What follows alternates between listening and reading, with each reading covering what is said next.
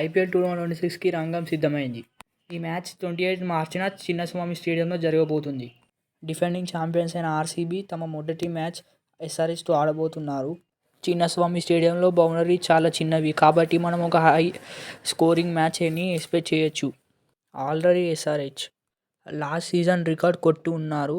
అప్పుడు ఎస్ఆర్హెచ్ 287 కొట్టి ఆర్సీబీ బౌలర్కు చుక్కలు చూపెట్టారు. కాబట్టి ఈ మ్యాచ్ కూడా ఒక హై స్కోరింగ్ థ్రిల్లింగ్ మ్యాచ్గా ఉండబోతుంది.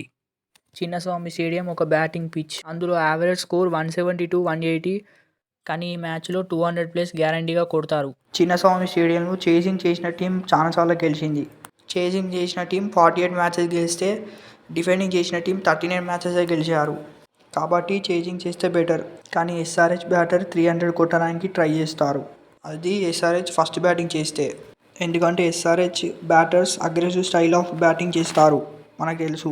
వీళ్ళ మధ్య హెడ్ టు హెడ్ చూసినట్టయితే టోటల్ 26 మ్యాచెస్ ఆడితే ఎస్ఆర్హెచ్ 14 మ్యాచెస్ గెలిచారు. ఆర్సీబీ 11 మ్యాచెస్ గెలిచారు. కాబట్టి పై చేయ ఎస్ఆర్హెచ్దే.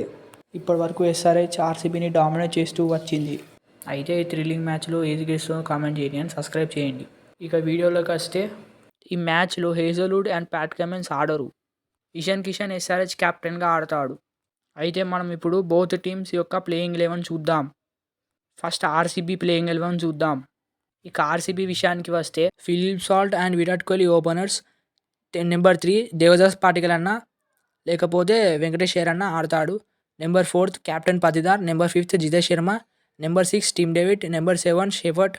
Number 8 Kunal Pandya. Number 9 Bhuvneshwar Kumar. Number 10 Yash Dayal. Number 11 Jacob Duffy. Backup of Hazlewood and number impact player ఏమో సుయాష్ శర్మ. హేజల్వుడ్ మిస్ అవుతున్నాడు. హేజల్వుడ్ ఉంటే ఆర్సీబీ బౌలింగ్ లైనప్ ఇంకా డేంజరస్గా ఉండేది. ఇప్పుడు మన ఎస్ఆర్హెచ్ టీంకి విషయానికి వస్తే ప్లేయింగ్ 11 బ్యాటింగ్ లైనప్ డేంజరస్గా ఉంది.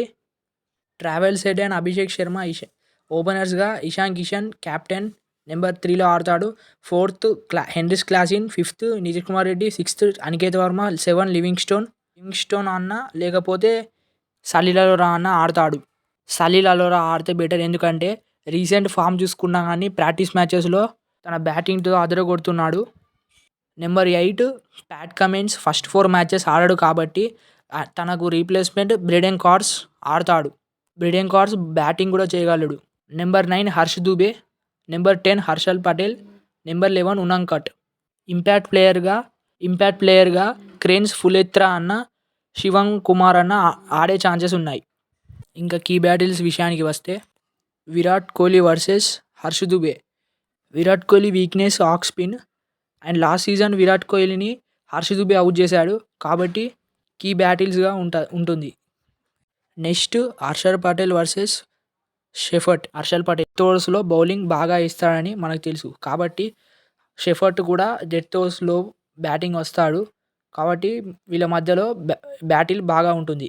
Next Bhuvneshwar Kumar versus Travis Head. Bhuvneshwar Kumar first ఓవర్స్లో బాల్ని బోత్ సైడ్ స్వింగ్ చేస్తాడు కాబట్టి మంచి బ్యాటిల్ అవుతుంది.